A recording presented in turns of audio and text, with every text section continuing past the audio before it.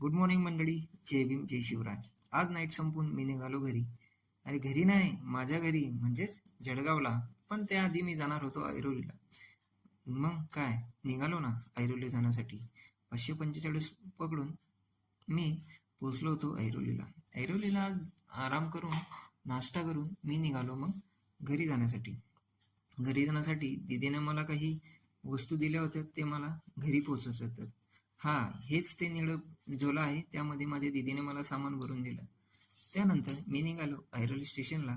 ऐरोली स्टेशनवरून मी पोचलो ठाणे स्टेशनला. मग ठाणे स्टेशनवरून आली ना माझी गाडी मला घ्यायला. मग काय, बसलो गाडीमध्ये. पण गाडीमध्ये गर्दी होती.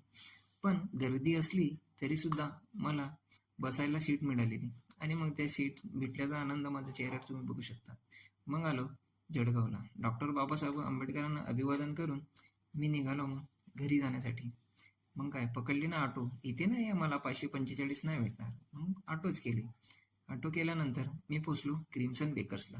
हे आहे जावेद भाऊ आणि हे आहे निशानी. त्यानंतर क्रिम्सन बेकरचा मी घेतला मावा केक. एकदम डिलिशियस असा मावा केक. माझ्या घरच्यांना सर्वांना तो आवडतो. आणि ही बिल्डिंग तुम्ही ओळखत असणार, ही बिल्डिंग काय आहे ते. आणि हा आहे जयदीप आणि हा आहे काव्या. घरी पोचल्यावर त्यांची एक्साइटमेंट बघा की मामाने काय आणलंय काय नाही. मग बॅडमिंटन बघून त्यांच्या चेहऱ्यावरील हास्य. ही आहे म्हणजे लहान दिदी व लहान पाहुणा. माझे मामाला लाईक करा, सबस्क्राईब करा.